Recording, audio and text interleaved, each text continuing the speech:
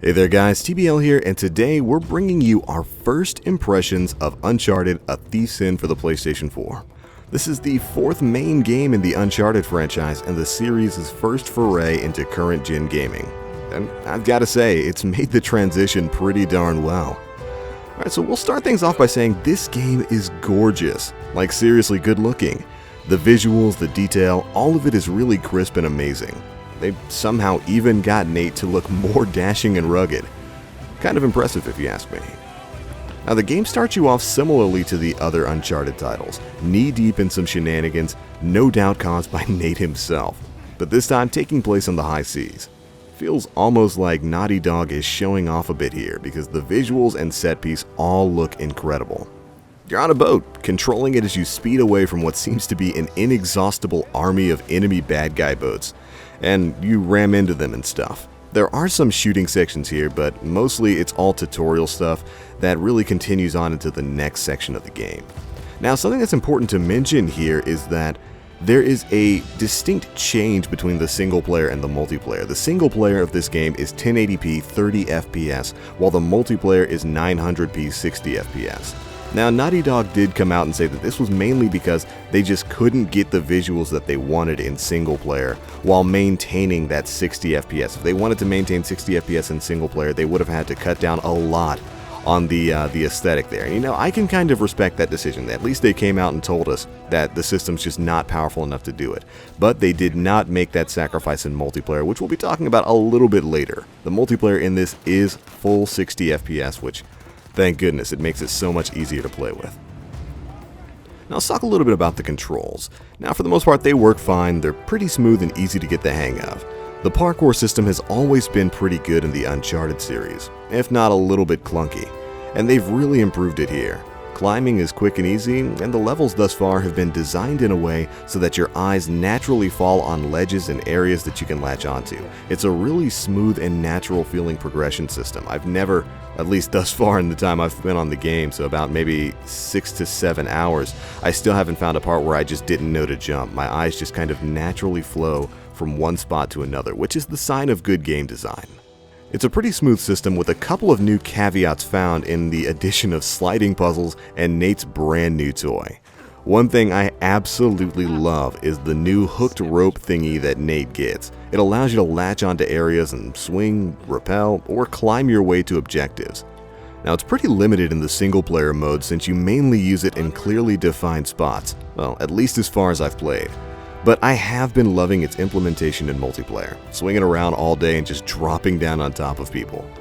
Now, there's even an underwater section in the early game, and it looks great, but it can be kind of disorientating. I remember getting a little bit frustrated trying to find a box, because it kind of gives you a bit of a motion blur. It's really realistic underwater, and it looks great, but you don't want to spend too much time under there. Thankfully, the controls weren't that bad.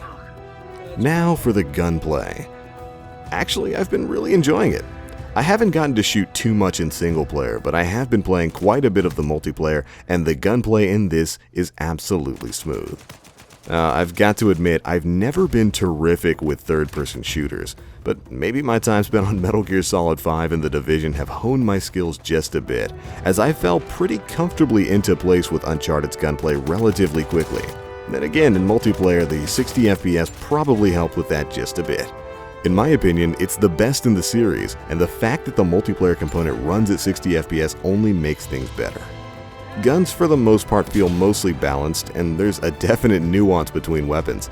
The AK doesn't feel like the submachine gun, the shotgun doesn't feel like the sniper rifle, so on and so forth. Now, I will say that the new charge melee attack is a little bit ridiculous. Had one match where there were 2 to 3 guys just running around doing nothing but that and succeeding. Now, I'm not really complaining too much about it, but they might want to take a look at the charge time for the charge melee, because there were some really weird instances where I'd be right on top of somebody, unloading into them, they just hold L1 for a little bit and boom, they've got a one-hit melee, which is definitely weird for an Uncharted game. Also, I'm really digging the loadout customization options here. You're given a lot of control over exactly what tools and toys you get to take into battle, and it allows for quite a bit of creativity. I'm loving the Stoner 63 heavy weapon, by the way. It's my baby.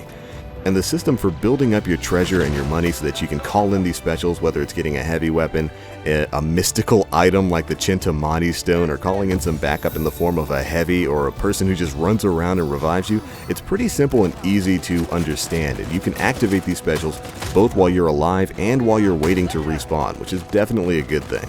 The multiplayer has been really fun, and I can't really find too many bad things to say about it.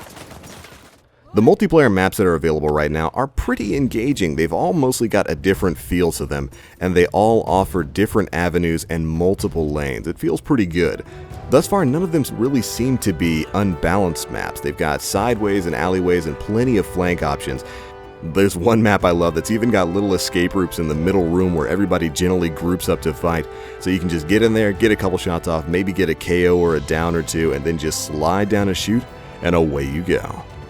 Overall, I'm really enjoying what Uncharted has to offer.